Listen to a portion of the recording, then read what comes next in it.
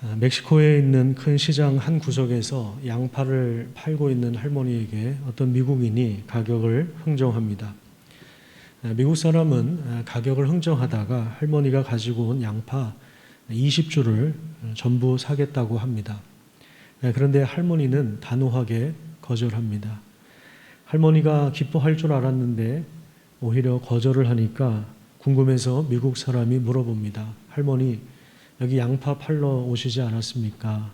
이렇게 질문을 했더니 할머니가 이렇게 대답을 합니다. 나는 내 삶을 살려고 여기에 있습니다. 나는 이 시장을 사랑합니다.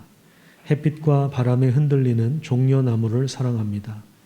나는 페드로와 루이스가 와서 인사하는 것과 안부를 묻는 것을 좋아합니다. 아이들과 곡물에 관해서 이야기하는 것을 좋아합니다. 나는 친구들을 만나는 것을 좋아합니다. 이런 것들이 바로 내 삶입니다. 나는 그것을 위하여 종일 여기에 앉아서 20줄의 양파를 팝니다. 그런데 내가 당신에게 모든 양파를 다 팔아버린다면 내 하루는 끝이 납니다. 그럼 나는 내가 사랑하는 것들을 다 잃게 됩니다. 할머니가 이렇게 대답을 했다고 합니다. 자본주의 사회에 살고 있는 우리들 입장에서는 이 할머니의 이야기가 별로 이렇게 와닿지 않을 것 같습니다. 효율성과 생산성 그리고 경제적인 가치를 우리 너무나도 중요시 여기기 때문에 그렇습니다. 멕시코의 할머니는 자신의 삶을 살기 위하여 양파를 판다고 이야기를 합니다. 돈 자체가 목적이 아니었습니다. 사람들과 맺는 관계와 삶 자체를 소중하게 생각했습니다. 우리가 살고 있는 현대 사회는 자신의 삶을 잃어버리고 자신의 이익을 극대화하는 것을 목적으로 합니다. 그 결과 잃어버린 것이 있는데 그것이 바로 안식입니다. 잘 쉬는 것, 잘 노는 것, 또 관계를 잘 맺는 것, 삶의 여유를 갖는 것, 과거를 조망하고 또 미래를 내다보면서 자신의 삶과 현실을 성찰하는 것을 잃어버렸습니다. 하나님께서 원래 창조하실 때 우리 인생 가운데 디자인하신 참된 행복을 잃어버린 것입니다. 이 참된 행복이라고 하는 것은 창조의 질서를 통해서 오는 것입니다. 이 창조 질서가 이 레위기 절기를 통해서 어떻게 나타났는지를 오늘 본문들을 통해서 함께 확인해 보도록 하겠습니다. 먼저 레위기 23장으로 한번 가보십시오.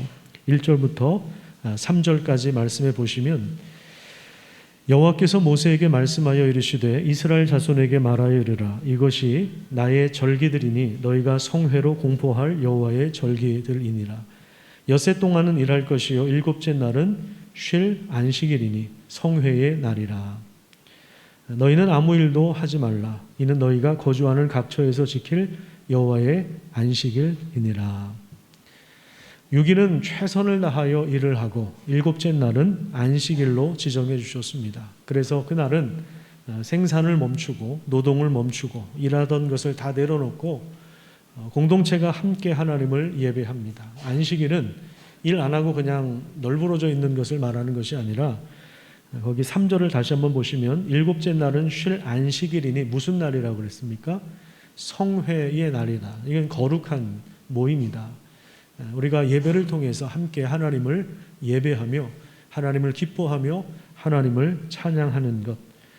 6일 동안은 열심히 일하고 하루는 그 모든 수고와 생산하는 것을 다 내려놓고 노동하는 것을 공부하는 것을 다 내려놓고 우리가 주일날은 하나님을 예배하는 것. 이것이 이제 창조의 질서이고 이 패턴이 창조의 패턴이죠. 하나님은 6일 동안 이 세상과 만물을 창조하신 후에 7일째 되는 날을 구분하여 쉬셨습니다. 자, 우리 생각에 인간적인 계산으로 보면요, 일주일 내내 쉬지 않고 돈을 벌면 더 많이 벌 것 같습니다. 한번 상식적으로 생각을 해보세요. 6일 동안 장사를 하는 것과 7일 동안 장사를 하는 것, 누가 더 돈을 많이 벌겠습니까? 아마 안 쉬고 하루 더 일하면 그만큼 더 돈을 많이 벌 수도 있을 것입니다. 하지만 돈을 많이 벌게 되면 그만큼 쓸 일도 씀씀이도 커집니다. 그리고 병도 더 많이 생겨서 나중에 병원에 갖다 주는 돈이 더 많아질 수도 있는 것입니다. 그러니까 창조 질서를 따르지 않으면 결국에는 대가를 치를 수밖에 없는 것입니다. 그래서 이 안식일이라고 하는 것이 하나님의 창조의 패턴과 창조 질서를 아주 잘 명확하게 보여주는 그런 개념인데, 근데 이 안식일의 개념이 안식일로 끝나는 것이 아니라 오늘 본문에 나온 안식년과 희년의 개념으로 확장되고 있습니다. 오늘 본문을 25장 다시 한번 보시면 안식년에 대한 규정이 먼저 나옵니다. 1절부터 7절까지의 내용이 안식년에 대한 것입니다. 안식년이라고 하는 것은 6년 동안 열심히 그 땅을 일구어서 경작하여서 소출을 얻는 것을 말합니다. 그런데 7째 해, 7년째 되는 해에는 땅을 쉬게 해야 합니다. 본문 2절을 보시면 그 땅으로 하나님 앞에 안식하게 하라 이렇게 말씀하십니다. 땅을 이렇게 쉬게 했을 때 하나님께서 소출을 풍성하게 주신다고 약속하셨습니다. 이것도 마찬가지예요. 인간적으로 계산하면 6년 동안 농사를 짓는 것보다 7년 동안 농사를 짓는 것이 훨씬 더 소출이 많을 거라고 우리가 생각을 합니다. 그런데 하나님의 창조 질서는 절대로 그렇지 않다는 것입니다. 그래서 6절에 보시면 너와 내 남종과 여종과 품꾼과 함께 거류하는 자들과 심지어 가축과 들짐승까지도 풍성하게 누리게 하셨습니다. 그러니까 가축과 들짐승까지 풍성함을 누리도록 하나님은 6년 동안 땅에 소출을 주시는 것입니다. 가끔 멧돼지가 산에서 내려와서 사람 사는 데로 내려오는 것은 그건 지금 땅이 망가졌다는 것을 의미합니다. 며칠 전에 뉴스 보니까 바다에서도 멧돼지가 나와가지고 스페인의 어떤 그 해안에서 갑자기 멧돼지가 이렇게 헤엄쳐가지고 모래사장을 지나가니까 막 사람들이 깜짝 놀래가지고, 근데 도대체 이게 전문가들도 그래요. 어디서 이게 멧돼지가 왔는지 모르겠다. 그렇게 이야기를 하더라고요. 인간이 안식일에 노동하지 않아도 땅이 안식년에 쉬어도 하나님은 먹거리를 주시고 인간의 삶을 책임져 주시겠다 이 말이에요. 이것이 바로 창조 질서예요. 창조하실 때 우리 인간들에게 허락하신 은혜입니다.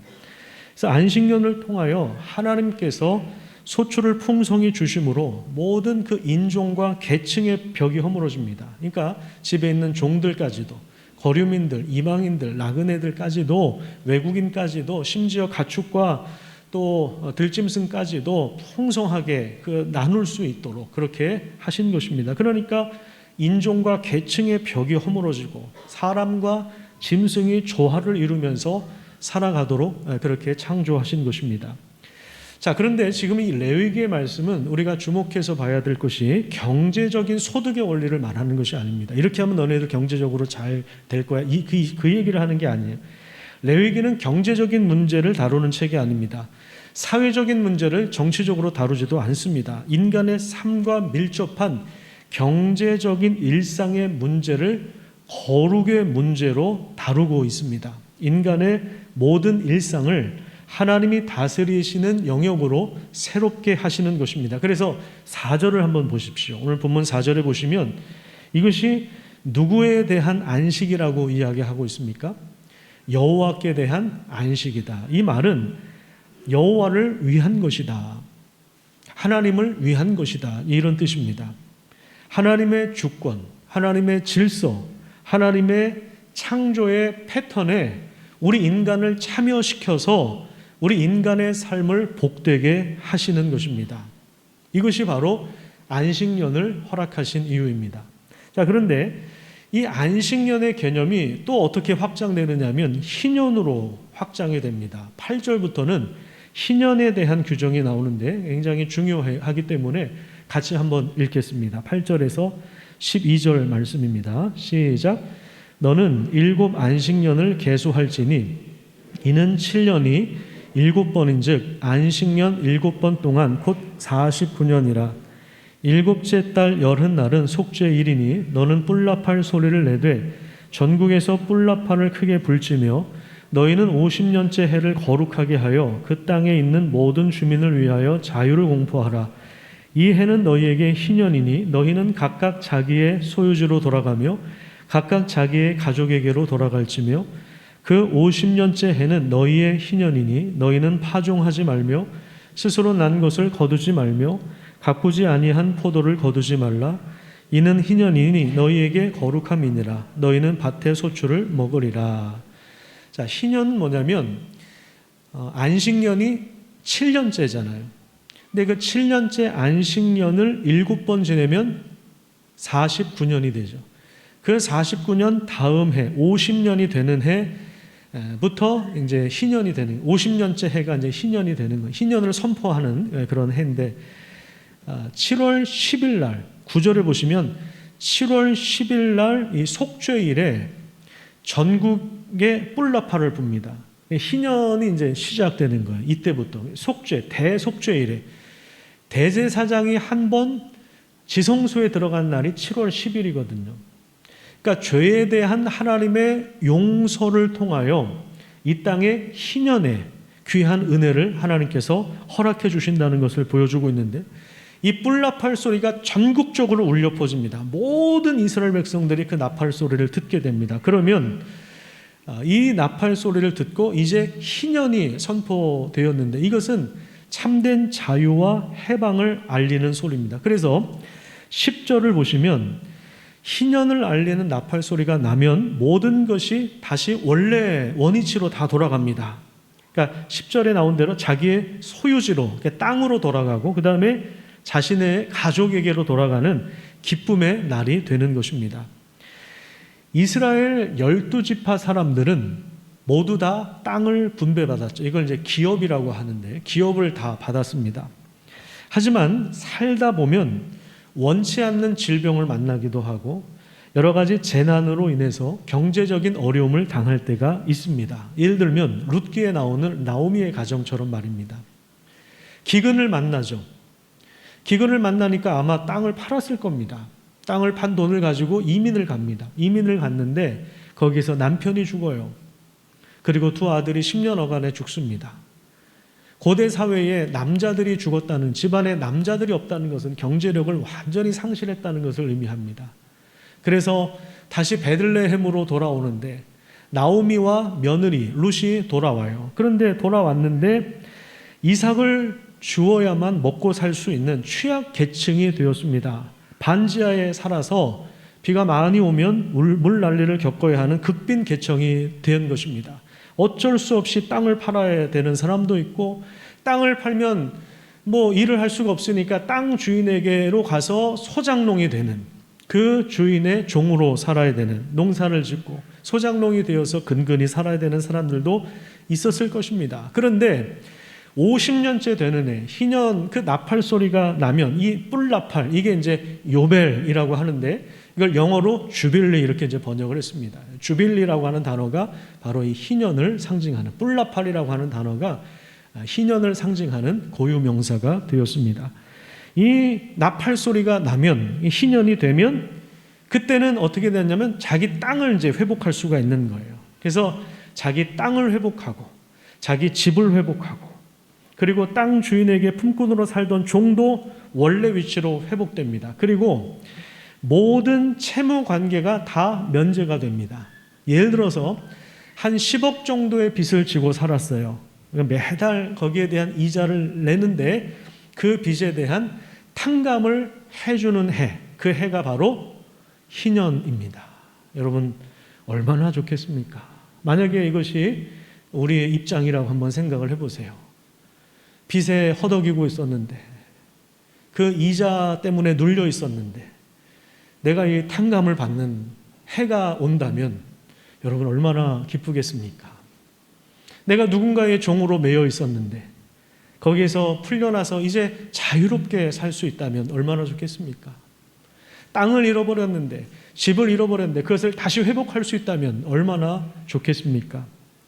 이제 이자를 내지 않아도 되고 반지하에 살지 않아도 되고 원래 자기 땅, 자기 집을 찾을 수가 있었던 것입니다.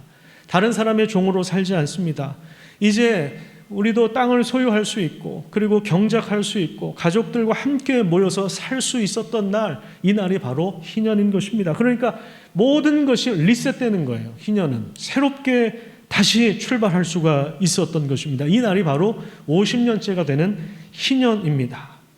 그러니까 이 50년이라고 하는 것은 굉장히 그래서 중요한데, 이스라엘 백성들 입장에서 볼 때는 누구나 인생에 한 번 넘어지고 깨지고 인생이 망가지고 많은 것을 잃어버렸다 할지라도, 하나님은 자기 인생에 한 번은 모든 것을 다 회복할 수 있도록 이런 제도적인 장치를 마련해 주신 것입니다. 돈을 잃어버리면 돈 가진 자의 종이 될 수밖에 없거든요.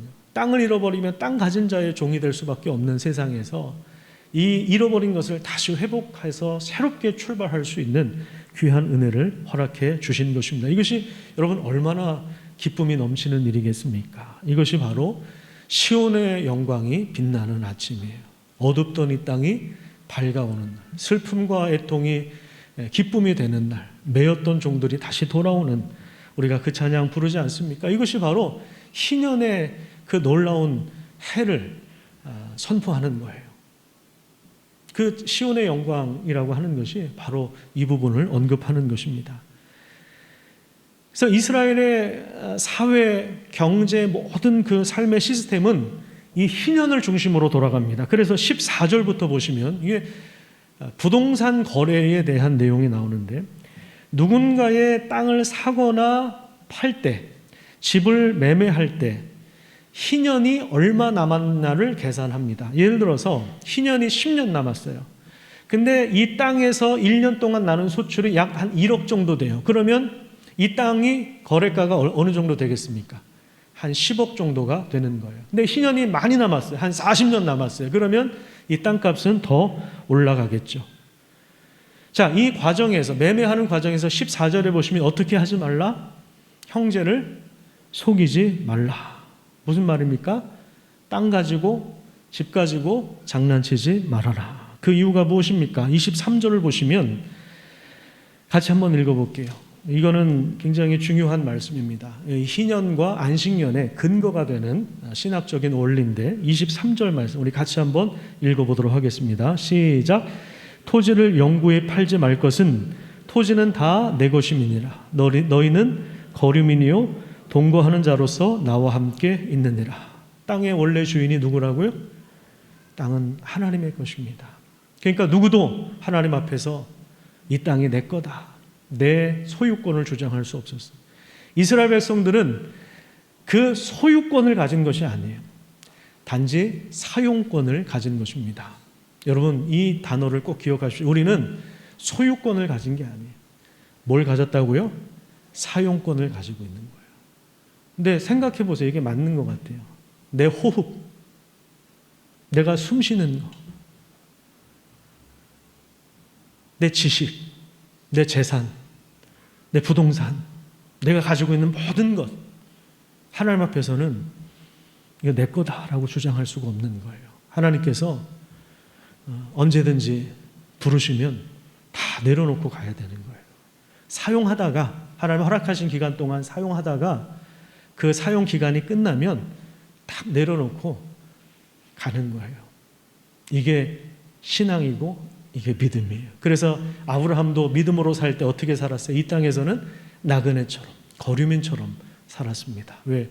하나님께서 지으실 터가 있는 그 도시를 바라보았기 때문에 그런 것입니다. 이것이 믿음으로 사는 삶의 특징입니다. 우리 인간은 단지 사용권을 얻은 것이지 소유권을 주장할 수가 없습니다. 이것이 이제 희년 제도의 가장 중요한 대목 중에 하나입니다. 하나님은 우리 인간의 이 죄성과 연약함을 너무나도 잘 아세요. 그래서 49년 동안, 50년까지는 마치 자본주의 시스템처럼 열심히 땅을 경작하라고 그렇게 말씀하십니다. 하지만 희년이 되면 그 해는 마치 사회주의 시스템처럼 땅을 원래 주인에게 다 되돌려 주어야 합니다. 자본주의가 계속되면 인간의 탐욕 때문에 소수가 부를 독점하고 양극화 현상이 일어납니다. 반대로 사회주의 체제가 계속되면 인간은 열심히 일을 할까요? 안 할까요? 다 똑같이 월급을 줘요. 어떻게 일하든 다 똑같이 월급을 줘요. 그러면 일을 대충 할까요? 열심히 할까요? 거기서 생산성, 창조력, 상상력이 발휘될까요? 아니면 그냥 대충 할까요? 그래서 사회주의 체제 국가들이 경제뿐만 아니라 모든 시스템이 사실은 다 하향 평준화 될 수밖에 없는 것입니다. 그런 의미에서 자본주의 체제의 동력인 자유와 사회주의 체제의 동력인 평등의 이 절묘한 조화가 바로 신년을 통해서 이루어지는 것입니다. 그래서 이 제도와 법을 하나님께서 주시면서 이스라엘 백성들에게 이런 약속을 주셨는데 우리 18절, 19절 말씀 우리 같이 한번 읽도록 하겠습니다. 18절, 19절입니다. 자, 시작. 너희는 내 규례를 행하며 내 법도를 지켜 행하라. 자, 여기서 이 규례가 뭐예요? 안식일을 잘 지키는, 안식년을 지키는, 희년을 지키는, 절기를 잘 지키는, 레위기에 나와 있는 절기를 잘 지키는 것. 그러면 너희가 그 땅에 자 어떻게 거주한다고요? 안전하게 거주할 것이다. 하나님께서 첫 번째 약속하신 것이 뭐냐면 안전입니다. 두 번째는 땅은 그것의 열매를 내리니 너희가 어떻게 먹는다고요? 배불리 먹는. 이건 뭐예요? 풍요입니다. 하나님께서 풍요를 약속해 주셨습니다. 그러니까 우리가 안식일을 잘 지키고 인간적으로 계산할 때는 하루 더 일해야 돈을 더 많이 벌어요. 인간적으로 계산할 때는 6년이 아니라 7년 동안 땅을 쉬게 하지 않고 열심히 경작해야 소출이 더 많아질 것 같아요. 그런데 또 희년은 보세요. 희년은 49년째 해가 안식년이죠. 그 다음 해가 희년이. 희년에 또 땅을 쉬게 해요. 그 다음 해, 셋째 해는 뭡니까? 씨를 뿌려요. 금방 열매가 납니까? 또 기다려야 되죠. 그러면 3년을 기다려야 된다. 3년을.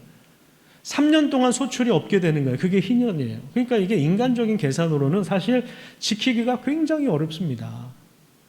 이거는 믿음으로 하는 거예요. 그래서 믿음으로 하는 거예요. 안식일도 그렇고 안식년도 그렇고 희년도 그렇고 11조도 마찬가지예요. 여러분 10분의 1이 이게 적은 금액이 아니에요. 우리 예를 들어서 100만 원 벌었어요. 근데 10분의 1을 하나님께 드려요. 그게 뭐예요? 우리 재정의 주인이 하나님이신 것을 인정하는 거죠. 그러면 그만큼 10만 원만큼 쓸 것이 없어지는 거니까 손해잖아요. 경제적으로 볼 때는. 그런데 그렇지 않다는 거죠. 이것이 하나님의 창조의 질서입니다. 이 규례를 지켰을 때 하나님께서 안전을 주시겠다. 풍요를 주시겠다. 이렇게 약속해 주신 거예요. 그런데 이스라엘 백성들이 이 절기들을 깨트립니다. 하나님께서 이른 비와 늦은 비를 적당하게 내려서 가뭄이나 홍수가 나지 않도록 하셨습니다. 먹거리를 풍성하게 주신다고 약속하셨어요. 하나님이 주신 땅에서 안전하게 번영을 누릴 수 있었습니다. 하나님의 것을 가지고 경쟁하지 않고 하나님이 선물로 주신 것, 땅과 해와 물과 자원과 모든 것을 가지고 사랑의 공동체를 이루어서 모든 인종, 차별 이런 거 없이 다 같이 함께 즐기고 기쁨을 누리는 이것이 바로 참된 안식입니다. 레위기 26장으로 한번 가보시죠. 거기 보시면 하나님의 말씀에 순종할 때 어떤 복을 주시는가 이거를 조금 더 자세하게 풀어서 설명해 주시는데요. 시간 관계상 다 말씀드리기는 어렵고 제가 요약해서 말씀드리면 3절부터 13절까지는 풍요와 안전에 대한 복을 약속해 주셨고 그 다음에 평화를 약속해 주셨습니다. 그 다음에 12절을 보시면 나는 너희 중에 행하여 너희의 하나님이 되고 너희는 내 백성이 될 것이다. 이게 최고의 축복 아닙니까? 하나님이 어떤 분입니까? 13절에 보시면 나는 너희를 애굽 땅에서 인도해내어 그들에게 종된 것을 면하게 한 너희 하나님 여호와니라. 내가 너희의 멍에의 빗장을 다 깨뜨리고 그리고 다 부수고 너희를 바로 서서 똑바로 걷게 하시는 그 하나님. 그 하나님께서 풍요와 안전과 평화를 약속해 주신 것입니다. 이것이 하나님께서 약속하신 거예요. 근데 14절부터 보시면 안식년과 희년을 안식일을 제대로 지키지 않았을 때 심판이 있을 것이다 이렇게 말씀하시는데 16절을 보세요. 16절에 보시면 질병이 찾아올 것이다 이렇게 이야기하고요. 그 다음에 16절 마지막에 보면 너희가 파종한 것이 헛되게 되니까 너희가 농사를 했는데 그걸 누가 차지한다고요? 너희의 원수가 대적이 그것을 차지하게 될 것이다. 기껏 내가 농사를 다 지어놨는데 누가 먹어요? 원수들이 먹어요. 이게 뭐예요? 헛수고한 거예요. 하나님의 창조 질서를 따르지 않고 하는 모든 수고는 나중에 헛수고가 되는 것입니다. 이게 얼마나 안타까운 일입니까? 그게 저주예요, 사실. 이게 심판이에요. 그 다음에 17절을 보세요. 오늘날에 가장 심각한 거라고 저는 생각합니다. 불안입니다, 불안. 내가 너희를 치리니 너희가 너희 대적에게 패할 것이고 너희를 미워하는 자가 너희를 다스릴 것이고 너희를 쫓는 자가 없어도 도망하는 불안의 상태예요. 계속 쫓겨다녀야 되는 우리가 쫓겨다녀서 그냥 불안한 거예요. 불안이 가득해요. 근심 걱정이 많아요. 야, 이거 어떻게 하지? 그러니까 이 신경 안정제를 먹어야 되는 거예요. 그런 세상에 우리가 살고 있는 것입니다. 그 다음에 22절에 보시면 땅이 황폐해질 거다 이렇게 이야기합니다. 그 다음에 29절에 보면 아주 비참한 장면이 나오는데 자식을 삶아 먹는데요. 여러분 이거 이해가 안 되시죠? 그런데 실제로 이스라엘 역사에 이런 일이 있었어요. 아수르가 포위를 합니다. 사마리아 성읍을 포위할 때 이게 몇 년 동안 포위를 하니까 먹을 것이 끊겨버려요. 그러니까 어떻게 해요? 오늘은 네 자식 삶아 먹자. 내일은 우리 자식 삶아 먹자. 이런 비참한 일들이 일어나는 거예요. 실제로 이스라엘 역사에 일어났던 것입니다. 이게 뭐예요? 안 지켰다는 거죠. 안식일 안 지키고 안식년 안 지키고 희년 안 지키는 거예요. 쉬라고 할 때 쉬어야 되는데 안 쉬는 거예요. 계속 욕심을 부리는 거예요. 그래서 어떻게 돼요? 34절에 보시면 원수의 땅에 살 동안에 그 본토가 황무해질 것이다. 원수로 인하여 멸망을 당한다는 거죠.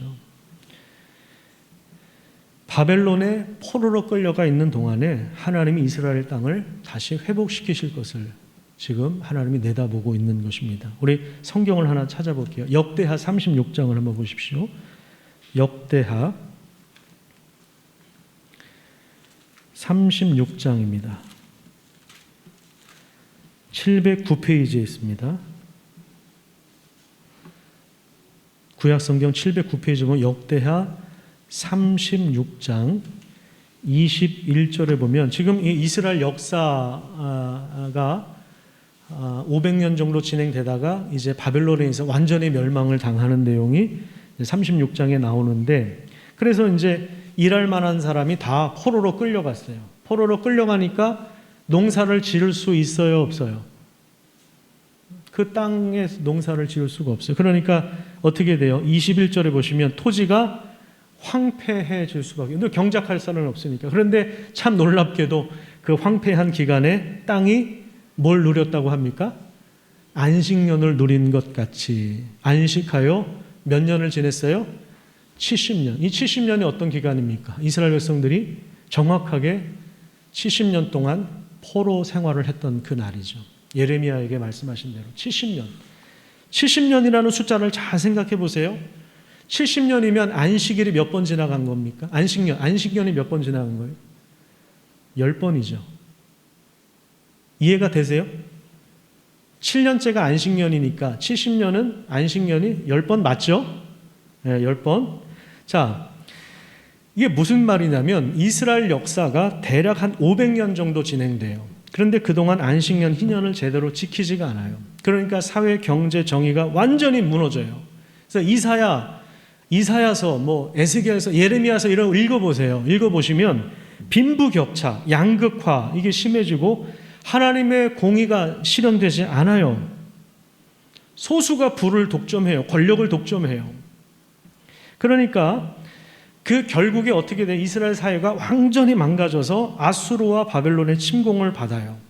그래서 철저하게 짓밟히고 멸망을 당합니다. 그러니까 이 이스라엘 땅은 황폐화된 거죠. 그런데 참 놀랍게도 포로로 끌려가 있는 동안에 이스라엘 백성들이 바벨론에서 하나님의 뜻을 깨닫기 시작합니다. 자기들이 왜 심판을 받았느냐. 500년 동안 가나안 땅을 주셔서 살게 하셨는데 500년이라고 하는 시간 동안에 어떻게 돼요? 이 절기를 제대로 지키지 않은 거예요. 희년이 50년째니까 500년이면 희년이 몇 번 정도 지난 거예요? 10번 정도 지났죠. 10번 정도 지난 동안 이걸 제대로 지키지를 않았던 것입니다. 제대로 지키지 않았어요. 그러니까 어떻게 돼요? 하나님이 70년 동안, 70년은 안식년 10번, 그 기간이에요. 정확하게 하나님 계산하셔서 정확하게 심판을 하시는 거예요. 하나님께서. 그러니까 바벨론 가서 이제 회개하기 시작한 거예요. 처음에는 몰랐어요. 그래서 그때부터 회개하기 시작합니다. 그 이후로 편집된 성경이 시편이에요. 시편 23편에 보시면 여호와는 나의 목자시니 내게 부족함이 없으리로다. 그리고 마지막 6절에 보면 내 평생의 선하심과 인자하심이 반드시 나를 따르니 내가 여호와의 집에 영원히 살리로다. 그들은 땅을 잃어버린 다음에 깨닫기 시작했습니다. 하나님이 우리의 목자가 되시면 내가 부족함이 없는데, 내가 안식년에 농사를 짓지 않아도 하나님께서 책임져 주셨는데, 희년에 매였던 종들을 풀어줬어야 되는데, 땅을 돌려줬어야 되는데 내가 욕심을 부렸구나. 그때서야 깨닫기 시작한 겁니다. 또한 하나님의 집에 영원히 사는 것의 아름다움을 노래하기 시작했습니다. 그래서 시편을 읽어보면 주의 성전의 아름다움을 보겠습니다. 이런 표현들 굉장히 많이 나오거든요. 예배의 중요성을 그들이 거기에서 깨닫게 된 거예요. 그래서 다시 고국으로 돌아와 70년이 차고 고국으로 돌아오죠. 그때 성벽을 재건하고 성전을 다시 건축합니다. 그 이후에 그럼에도 불구하고 이스라엘 역사가, 아픈 역사가 계속되다가 그 이후에 하나님께서 드디어 메시아를 보내시는 거죠. 구원자 보내시는 겁니다. 그분이 바로 예수님이신데, 예수님께서 누가복음 4장에 보면 취임 설교를 하시는데 이런 말씀을 하십니다. 이사야서를 인용하여서 그냥 화면을 한번 보십시오. 주의 성령이 내게 임하셨으니, 우리 같이 한번 읽어보겠습니다. 시작. 주의 성령이 내게 임하셨으니 이는 가난한 자에게 복음을 전하게 하시려고 내게 기름을 부으시고 나를 보내사 포로된 자에게 자유를, 눈먼 자에게 다시 보게 함을 전파하며 눌린 자를 자유롭게 하고 주의 은혜의 해를 전파하게 하려 하심이라 하였더라. 이게 이사야의 글을 인용해서 예수님께서 말씀하시고 그 뒤에 무슨 내용이 나냐면 이 글이, 이 말씀이 너희 귀에 응하였다. 이게 무슨 말이냐면 예수님께서 이것을 성취하기 위하여 오셨다는 것입니다. 다시 한번 띄워주세요. 거기 19절에 보시면 주의 은혜의 해, 이게 뭡니까? 이게 바로 희년입니다. 그러니까 예수님께서 이 땅에 오신 이유는 희년을 성취하기 위해서, 희년의 목적을 성취하기 위해서. 희년의 목적이 뭡니까? 회복시키는 거죠. 땅을 회복시켜주고, 집을 회복시켜주고, 삶을 회복시켜주고, 그 사람의 삶을 회복시켜주기 위해서 예수님께서 오신 것입니다. 첫 번째로 우리 인간의 그 죄, 마귀에게 빼앗긴 인간의 영혼을 다시 회복시켜 주십니다. 어떻게 해요? 죄를 용서해 주심으로. 예수님께서 우리 죄를 용서하시지 않았다면, 우리가 죄에서 구원받지 않았다면 우리는 평생 죄에 매여 종로를 탈 수밖에 없습니다. 죄의 종이 되는 거예요. 마귀의 종으로 살아가는 거예요. 계속해서 반복해서 그 죄를 짓는 거예요. 그런데 예수님 안에선 이제 그것을 끊어낼 수 있는 성령의 역사가 우리 가운데 있는 것입니다. 두 번째, 예수님은 땅과 이 생태계가 망가져서 끊임없이 가뭄과 홍수와 지진과 산사태와 같은 이런 재난이 오는 이 땅을 회복시키기 위하여 오셨습니다. 안식년, 땅을 1년 쉬게 해라. 생태계의 복원, 이게 창조 질서 명하신 것인데 인간이 이거를 지키질 않는 거예요. 그러니까 땅이 망가져요. 땅이 망가집니다. 지난주에 레임 우리 조성수 대표가 좀 대구에서 사업을, 빵집을 하고 있는데 우리한테 도전을 받아서 대구역에 있는 노숙인들 한 40명을 개인적으로 밥을 만들어서 거기도 도시락을 나누고 있어요. 우리 교회 또 생각나서 한 끼분 또 대접하고 싶다고 해서 통화를 했는데 이쪽에 비가 많이 왔으니까 목사님 괜찮냐고 물어보더라고요. 그래서 여기도 비가 많이 왔다고. 대구도 그렇지 않냐고 그랬더니 목사님 여기는 비가 전혀 안 와요. 그래서 녹조 현상이 일어나고 물이 오염되고 비가 여기 너무 안 와가지고 문제예요. 그런 얘기를 하더라고요. 같은 대한민국 땅인데 어느 땅은 비가 너무 많이 와서 문제고 어느 땅은 비가 너무 안 와서 문제가 되고 같은 대한민국인데 어느 땅은 땅값이 너무 비싸서 문제고 어느 땅은 애들이 없어서 문제고 그런 공동화 현상이 일어나는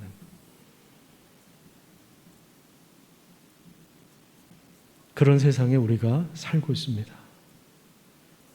예수님은 이것을 다시 회복시키기 위하여 오셨어요. 예수님은 사회 정의가 무너져서 사람들이 빚에 시달리고 탐욕과 경쟁의 사슬에 매여 웃음을 잃어버린 사람들, 돈과 성과 알코올과 도박과 강박관념에 사로잡힌 자에게 참된 자유를 주시며 그 삶을 회복시키기 위하여 오신 것입니다. 그렇다면 예수님께서 이 신년을 성취하기 위해 오셨다면 예수님을 믿는다고 하는 우리는 어떻게 살아야 되겠습니까? 예수님께서 왜 오셨는지를 분명히 알고 우리가 이 희년의 정신을 가지고 살아가야 하지 않겠습니까? 그래서 이 희년의 정신이 살아있는 그런 공동체를 세워가는 것, 우리가 주의를 철저하게 지켜서 모든 수고를 내려놓고 공동체와 함께 영과 진리로 예배하면서 하나님이 주시는 참된 안식을 누리는 것, 6일 동안 열심히 일해야 됩니다. 그리고 쉴 때는 쉬어야 하는 것입니다. 하나님이 주시는 참된 안식을 누려야 하는 것입니다. 여러분, 아까도 말씀드렸지만 이 안식은요, 안식을 누린다라고 하는 것은 그냥 널브러져 있는 게 아니에요. 하나님을 신뢰하는 거예요. 이건 믿음으로만 쉴 수 있는 거예요. 믿음으로만 가능한 거예요. 하나님께 맡기는 거죠. 땅의 주인이 하나님이시고 우리 인생의 주인이 하나님이시고 하나님 우리 공동체를 책임져 주신다는 것을 믿을 때 우리는 하나님 안에서 안식을 누리며 평강을, 마음속의 평안을 회복할 수가 있는 것입니다. 이 믿음으로 가능한 것입니다. 인간적인 계산으로는 답이 안 나와요. 상식적으로는 이해가 되지 않습니다. 그렇지만 하나님께서 말씀하셨고 이게 창조 질서라면 우리가 그것을 정말 믿는다면 우리는 하나님의 그 약속의 말씀을 신뢰하여서 이것을 지킬 수가 있고 안식을 누릴 수가 있는 것입니다. 또한 우리는 서로를 돌아보아야 됩니다. 이것이 희년 정신입니다. 우리 주변에 어려움 당한 이웃들, 장애인들과 취약계층과 힘겹게 살아가는, 고단하게 살아가는 사람들이 소망을 가질 수 있도록 함께하는 자가 되어주시기를 축복합니다. 여러분들의 인생의 반 모퉁이에 이삭을 남겨주시기를 바랍니다. 우리가 하나님 앞에 11조와 헌금을 드리는 이유도 물론 첫 번째는 우리의 신앙의 고백이죠. 하나님 우리 인생의 주인이십니다. 이게 첫 번째 이유지만 우리의 11조를 통해서 하나님은 우리 이웃을 위하여 우리가 반 모퉁이의 이삭을 남겨놓기를 원하시는 것입니다. 그래서 그들도 하나님의 풍성함에 참여할 수 있도록 하는 것, 이것이 우리가 가져야 할 바로 희년 정신인 것입니다. 우리만을 위한 교회가 아니라 이웃을 위하여 이웃을 품을 수 있는 그런 교회가 되어야 하는 것입니다. 이번에 설계한 것을 다시 한번 보니까 참 공간이 이렇게 많지가 않아요. 옛날에 같은 땅 평수도 똑같고 다 똑같으니까. 근데 우리가 이웃을 품으려고 하다 보니까 생각 같아서는 더 넓게 하고 싶어요. 유치부실도, 청년부도, 중고등부도, 초등부도 더 넓게 하고 싶고, 식당, 우리 카페테리아도 더 넓게 하고 싶고. 그런데 그게 안 돼요. 우리가 이웃을 품어야 될 그 공간을 같이 공유하려다 보니까 저도 그 마음이 안타까워요. 그렇지만 우리가 할 수 있는 범위 내에서 지혜롭게 그 그 공간을 잘 사용하여서 우리만을 위한 공간이 아니라 이웃을 함께 품을 수 있는, 그들도 진리 안에서 참된 자유를 누릴 수 있는, 희년의 축복과 그 기쁨을 누릴 수 있는 귀한 은혜가 함께 하기를 바라면서 우리가 함께 건축을 위하여 기도하고 함께 헌신했으면 좋겠습니다. 오늘 우리 시대에 이 안식을 잃어버리니까 사람들이 웃지를 않아요. 웃지를 않습니다. 그러니까 몸이 자주 아파요. 의사들 말에 의하면 약보다도 웃는 게 훨씬 더 우리 몸에 좋대요. 4살짜리 아이는 뭐 몇 초 만에 한 번씩 웃는다면 하루에 400번을 웃는데요. 아이들의 정서적인 탄력성이 있는 이유가 이 웃음 때문이라고 합니다. 그런데 성인이 되면 하루에 15번 정도밖에 웃질 않는데요. 근데 제가 그 자료를 보다가 15번도 안 웃는 것 같아요. 제가 볼 때. 하루에 한 10번 웃으세요, 여러분? 하루에 10번도 안 웃고 우리가 지나가는 것 같아요. 기쁨이 없어요, 우리 가운데. 왜요? 안식년을 누리지 못해서. 쉬지를 못하니까. 안식을 누리지 못하니까. 저도 그랬어요. 휴가를 갔는데, 이번 말고 예전에 휴가를 가도 꼭 휴가 전에 무슨 교회 사건이 터지거든요. 그럼 몸은 휴가를 갔는데 생각은 계속 거기 머물러 있는 거예요. 그러니까 휴가를 망치는 거죠, 그러면. 저도 안실놈이었어요. 이거 봐, 웃지 않나요? 웃지 않는 건 병들었다는 거예요, 지금. 웃자고 하는 얘기인데 안 웃어요, 지금. 보면 9시 때도 그랬는데 뭔 얘기를 해도 안 웃어요. 내가 유머 감각이 떨어진 걸 수도 있고, 지금 세상이 너무 지금 불안해가지고 지금 걱정이 많은 거예요. 그러니까 웃질 않아. 안식년 옆에다 적어놓으세요. 안실년. 안실년 되지 말고 안식년 잘 보내시기를 축복합니다. 웃어야 되거든요. 웃어야 정상인데 안실년이 뭐지? 안실년, 안실놈 되지 마시고 잘 쉬시기를 부탁드리겠습니다. 어차피 우리가 걱정해서 됐으면 다 됐겠죠. 걱정해도 어차피 안 돼요. 걱정해도 어차피 안 되는 거 안 돼요. 그러니까 어떻게 해야 돼요? 그냥 맡기세요. 하나님께 맡기시고. 그래서 저도 이번에는 비가 많이 와서 어디 멀리 가진 못했지만 그냥 편안하게, 물론 우리 목사님들이 계셔서 쉬었는지도 모르겠는데 그냥 편안하게. 이상한 변호사 우영우도 좀 보고, 구화를 보는데 얼마나 울컥하든지. 아이들은 당장 놀아야 됩니다. 아이들은 지금 건강해야 됩니다. 또 하나가 뭐였죠? 얼마나 울컥했는지 몰라요. 아이들에게도 자유가 필요해요. 애들도 편의점에서 밥 때우고 잠 못 자고 그러면서 묶여있는 그런, 애들도 요즘에 안 웃는 것 같아요. 애들도 안 웃어요. 애들은 원래 정서적인 회복 탄력성이 있는데 애들이 잘 안 웃어요. 애들도. 어른들도 웃을 일이 없죠. 웃을 일이 없고. 그러다 보면 우리 정서가 망가지고 우리 몸도 망가지고 분노는 올라가고 기쁨을 잃어버린, 안식을 잃어버린, 양파 20줄 빨리 팔고 그냥, 돈이 목적이니까 팔고 그냥. 우리 삶에 하나님의 은혜가 함께 하여서 다시 말씀으로 돌아가고 하나님이 정하신 그 창조 질서를 잘 따르면서 그 믿음 안에서 살아가시기를 간절히 축복합니다.